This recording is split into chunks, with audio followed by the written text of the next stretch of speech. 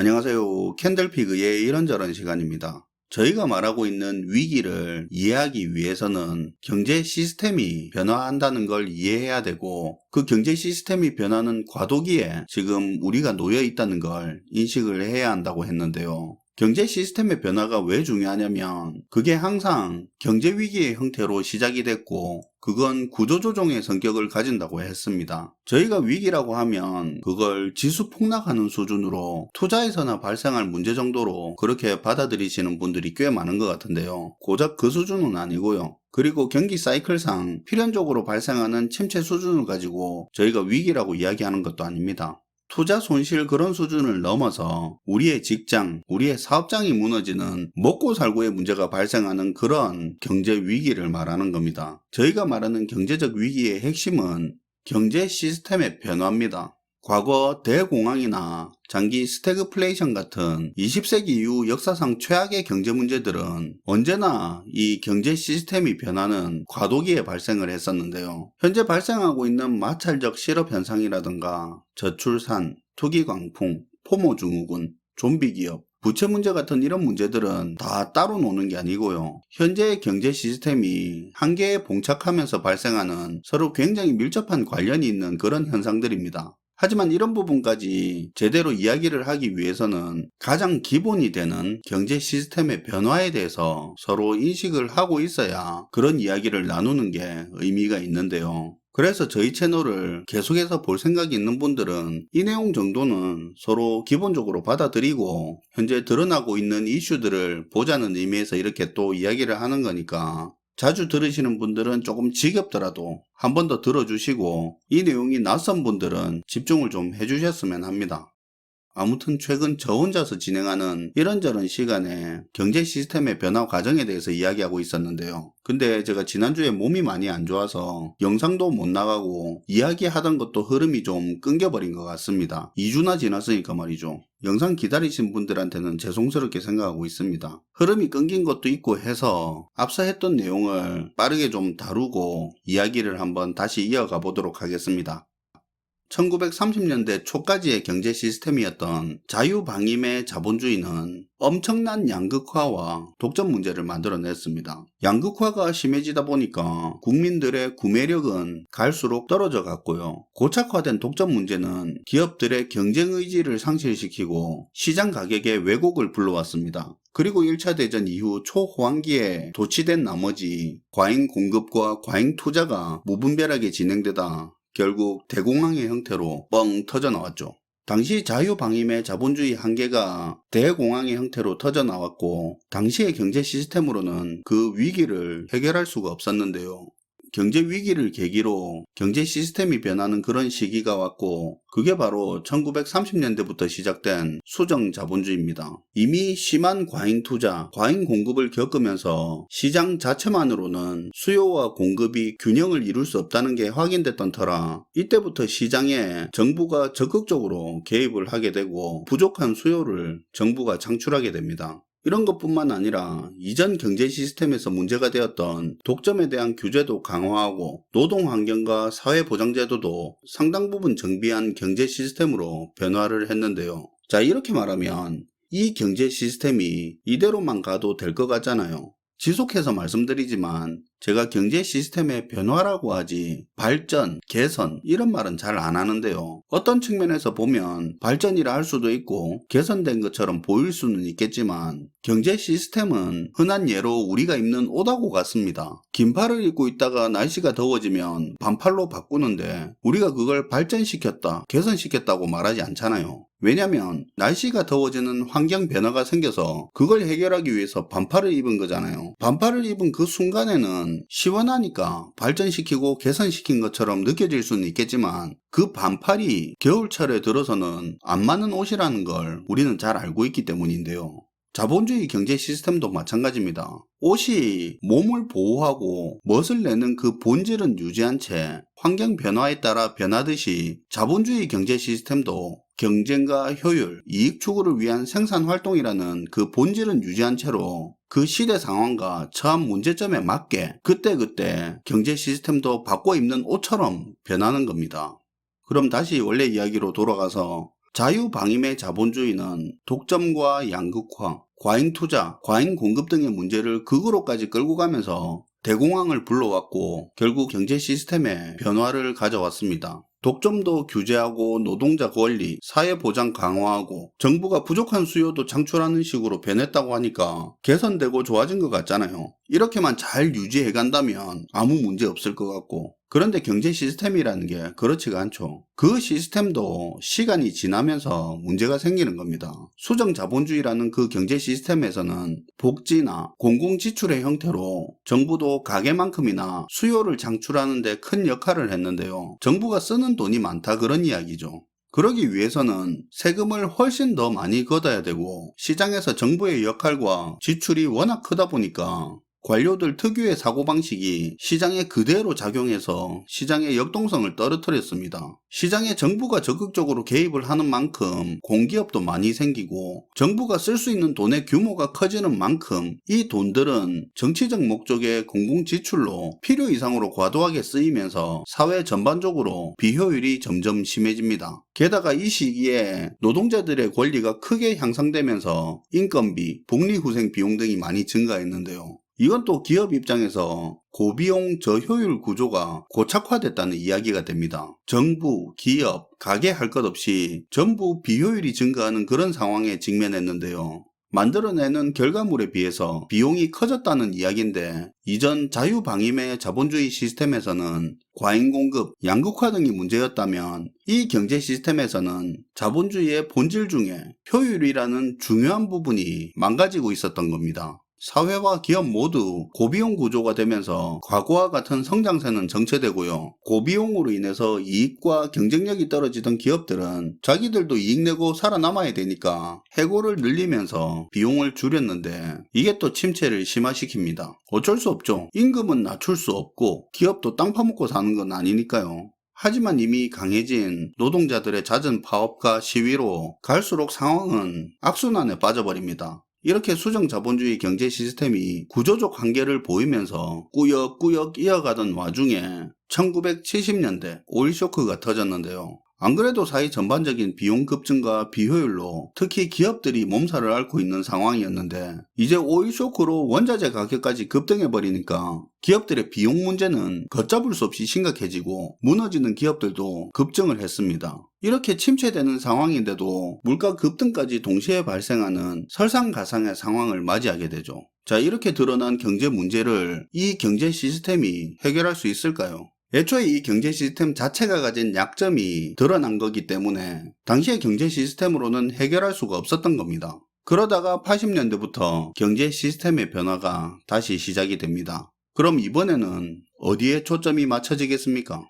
비효율 문제, 비용 문제를 해결하는 게 우선이겠죠. 우선 정부는 시장의 개입부터 줄여나갑니다. 앞서 이야기했지만 시장에 정부의 영향력이 너무 강하다 보니까 비효율 문제가 커지는 게 있어서 정부는 시장 개입도 줄이고 규제도 완화하고 이런 정책들이 정부가 시장에서 돈 쓸 일을 줄이는 거니까 세금도 줄이는 겁니다. 당연히 복지나 공공분야 지출도 감소하는 거고요. 하지만 사실 이 정도 경제 시스템의 변화로는 당시에 처한 문제를 완전히 해결하는 데는 한계가 있었습니다. 고비용, 비효율 문제를 진짜로 해결하는 경제 시스템의 변화는 90년대부터 시작이 됐는데요. 그게 바로 소련의 붕괴와 함께 냉전체제가 종식된 거였습니다. 본격적인 세계화의 신호탄이죠. 공산주의 경제 시스템 속에 있던 저개발 국가들이 냉전체제 붕괴와 함께 저렴한 인건비의 노동자와 저렴한 토지를 시장에 공급할 수 있게 된 겁니다. 토지와 인건비가 말도 안 되게 저렴한 공산권 저개발국의 시장 참여는 물가 상승 억제력을 가질 수 있었고요. 고임금, 고비용, 저생산의 함정에 빠져있던 기업들 입장에서는 기존하고는 다른 수준의 이익 증가를 가능할 수 있게 했습니다. 근데 문제가 있죠. 이런 저임금 인력들을 활용하려면 그들을 국내로 쉽게 데려올 수 있는 그런 환경이 되어야 하고, 더 나아가 기업의 생산시설을 그 국가로 옮겨서 저렴한 인력과 토지까지 같이 이용을 하려면 외국 기업이 그 나라로 갔을 때 기업들 재산권이 그곳 정부로부터 침해받지 않아야 되고, 그 정부가 해외 기업들의 생산 활동에 방해를 놓으면 안 될 거 아닙니까? 그러다 보니까 세계가 공동으로 따르는 룰이 필요했던 겁니다. 상품 무역, 서비스 무역, 노동, 자본 등이 개별 국가마다 다르게 적용되는 게 아니라 똑같이 따르는 공동의 룰을 정한 겁니다. 그게 바로 세계화죠. 당시 공산권 저개발국의 입장에서도 그렇게 나쁠 것도 없는 게 딱히 경제성장 동력도 없는 상황인데 해외 기업들이 자기 나라에 공장을 짓고 생산을 해준다면 이 덕분에 국민소득도 증가하고 경제성장할 기회도 되니까 나쁠 게 없었죠. 그러다 보니까 전 세계적인 타협이 이루어진 거고요. 그리고 이 타협은 1995년 세계무역기구 WTO의 출범으로 본격적인 시작이 된 겁니다. 더 쉽게 말하자면 세계화는 전 세계가 시장 개방을 한 겁니다. 이제 이렇게 하니까 세계가 국경을 초월해서 물건과 서비스의 자유로운 교류가 가능해집니다. 공산권 국가에 있던 동유럽과 아시아권의 노동력이 시장에 투입이 되면서 바로 비용 감소 효과가 나타났고요. 그리고 자유롭게 물류 이동이 가능해지다 보니까 효율의 끝판왕이라고 할 수 있는 분업이 세계적으로 가능해집니다. 시간이 갈수록 분업은 더 세분화되고 세분화되는 만큼 전문성은 더해가는데요. 그러다 보니까 비용이 크게 안 오르는 거예요. 선진국은 기술 개발이나 디자인, 금융, 마케팅 등 자기가 잘하는 분야에 집중을 할 수 있어서 효율성을 더 끌어올릴 수 있었고, 저개발국은 저개발국 나름대로 저렴한 인건비를 바탕으로 분업을 더 세분화하고 전문성을 끌어올리니까 비용을 크게 안 들리면서 생산성은 더 높일 수 있었죠. 이 덕분에 세계가 성장하면서도 인플레이션 문제가 크게 발생하지 않았고요. 워낙 저렴하게 생산되는 구조가 갖춰지다 보니까 공산품의 가격도 크게 낮아집니다. 그런 말 흔히 하잖아요. 그거 고칠 돈이면 그냥 하나 사겠다, 이런 말 하는데 이게 가능해진 게 90년대 이후 본격적으로 경제 시스템이 바뀐 세계화 시대 이후의 일입니다. 경제 성장을 하면 거래가 늘고 돈이 많아져서 물가 문제가 당연히 발생하는데, 이때는 워낙 효율적인 저비용 생산 구조가 되다 보니까 경제가 성장함에도 인플레이션이 문제가 되지 않았고요. 당연히 인플레이션이 문제가 안 되니까 저금리를 유지할 수 있었고, 저금리로 자본 조달 비용이 저렴하니까 투자도 사업도 많은 돈을 빌려서 크게 진행할 수 있었죠. 이렇게 90년대 이후 변화된 경제 시스템으로 인해서 2000년대 초까지 황금기를 누렸었는데요. 그런데 이 경제 시스템도 문제가 발생합니다. 세계화, 신자유주의, 이렇게 변화된 경제 시스템을 비판적으로 표현한 것 중에 이렇게 표현하는 경우가 있는데요. 1980년대 공산주의고 자본주의고 이미 둘 다 한계를 보였고 곧 둘 다 죽을 운명이었다. 그런데 먼저 죽어버린 공산주의의 시체를 자본주의가 뜯어먹고 살아났다고 그렇게 이야기하는 경우가 있거든요. 이게 좀 극단적인 표현이긴 하지만 그렇다고 흘려듣기에도 그런 게, 실제로 80년대는 공산주의 경제 시스템과 공산진영이 사실상 한계에 치달았고, 다른 한편으로 자본주의 경제체제도 지금에 와서야 레이건이즘이니 대처리즘이니 하면서 되게 큰 변화의 시작처럼 포장이 되어 있는 거지, 그때까지만 해도 사실 상승하는 물가만 겨우 잡고 경기 침체에서 허덕이는 수준이었습니다. 이걸 세계 경제 시스템이 변화되는 그런 차원으로 보기에는 무리가 있죠. 80년대는 사실 자본주의도 마탱이가 간 상태였습니다. 진짜는 90년대 냉전체제가 붕괴되고 공산진영 국가의 노동력과 자원들이 자본주의 시장에 합류하면서부터입니다. 이때부터 이전 비효율, 고비용 경제 문제들이 해소가 되고 경제 시스템이 변화한 거죠. 물론 그 환경 변화에 맞게 경제 시스템이 변화를 했겠지만, 따지고 보면 공산진영에 몰락이 없었다면, 그리고 그 저임금 인력, 저비용 자원들이 자본주의 시장 경제에 합류할 수 없었다면 사실 이전에 고착화된 경제 문제는 쉽게 해결되지는 않았을 겁니다. 보기에 따라 자본주의 경제 절체절명의 순간에 행운이 따른 거라 볼 수도 있습니다. 어쨌든 지금의 경제 시스템은 전 세계가 시장 개방을 하면서 국경을 초월해서 상품, 서비스, 자본 할 것 없이 자유로운 왕래로 서로가 긴밀하게 엮여있는 경제 구조인데요. 그런데 시간이 지나면서 무슨 문제가 발생했을까요? 자국 우선주의가 팽배해지면서 기존 세계화 시스템에 문제가 생겼고요. 그리고 대략 30년 동안 큰 인플레이션을 겪지 않다 보니까 저금리 기간이 굉장히 길었는데, 이 기간 동안에 너무 많은 부채를 키워버린 겁니다. 거기다 부채를 크게 늘려오면서 자산 버블을 키워왔는데, 이게 사회 전반적으로 노동이라는 가치를 무너뜨려 버린 건데요. 우선 자국 우선주의가 팽배해진 배경을 보면 이렇습니다. 세계화를 바탕으로 한 현재 경제 시스템은 세계를 무대로 효율성을 극대화시키기 위한 경제 시스템이었지만 이 세계화의 과실은 한쪽에 치중되는 모습이 나타나는데요. 거대한 자본과 설비 등을 효율을 쫓아서 세계 곳곳에 찾아다닐 수 있는 금융자본과 규모 있는 기업들, 그리고 세계를 무대로 자신의 노동력을 활용할 수 있는 엘리트, 전문직 고급 인력들은 세계화의 덕을 많이 봅니다. 그런데 반면에 국내에서 노동력을 제공하고 경제활동 영역이 국내의 한정적인 대부분의 일반 대중들은 오히려 세계화로 피해가 점점 늘어나게 되는데요. 기업들은 싼 임금을 찾아서 해외로 나가버리죠. 이게 일자리가 해외로 나가버리는 건데 주로 해외로 생산 기지를 옮기는 기업들 자체가 임금 수준이 높은 양질의 일자리를 가지고 있습니다.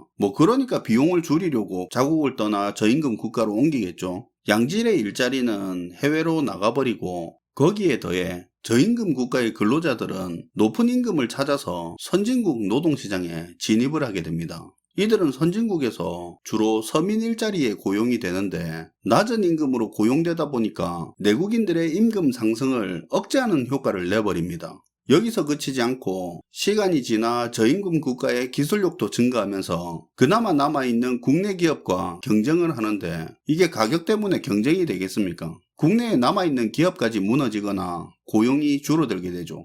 그런 상황에서 많은 수의 이주 노동자들이 남의 나라에서 복지 혜택을 누리고 권리를 주장하거나 이주 노동자들의 수가 늘어서 자국 내에서 영향력이 커지다 보니까 자국 대중들의 불만이 쌓이는 겁니다. 이런 현상은 특히 유럽과 미국, 서구권 국가에서 더 심각하게 드러나고 있는데요. 그러다 보니까 이걸 놓치지 않고 정치권은 이걸 이용합니다. 자국민 우선주의 혹은 민족주의, 탈세계화 정책을 강화하는데요. 또 이게 대중들로부터 엄청난 지지를 받고요. 그런데 이런 변화는 현재 경제 시스템의 근간이라고 할 수 있는 세계화의 균열을 의미하는 겁니다. 당장 미국이 자국 우선주의를 강화하다 보니까 세계 경제가 어떻게 망가지는지 보이잖아요. 뿐만 아니라 민족주의, 탈세계화, 자국 우선주의가 강화되다 보면 국가 간 충돌이 발생할 확률도 높아지는 겁니다. 그리고 이미 전 세계가 분업을 하는 경제 시스템이 자리 잡은 상태에서 각 국가마다 이렇게 계속 변수를 만들어내기 때문에 공급망 문제도 점점 심화시키는 요인이 되기도 합니다.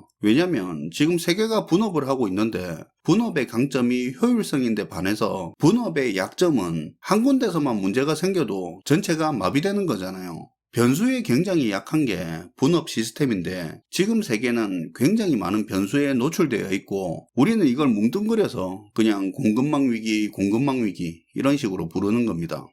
그리고 그 다음으로 현재 경제 시스템이 망가지고 있는 중요한 이유와 현상이 있죠. 인플레이션이 안 일어나고 저금리 기간이 장기간 이어지면서 문제를 만들었는데 이건 이번 영상에서 같이 다루면 너무 길어질 것 같고 집중력도 떨어질 것 같습니다. 따로 강조할 부분도 있는 것 같아서 이건 다음 영상에서 이야기하도록 하겠습니다. 시청해주셔서 감사하고요. 지금까지 캔들피그의 이런저런 시간이었습니다.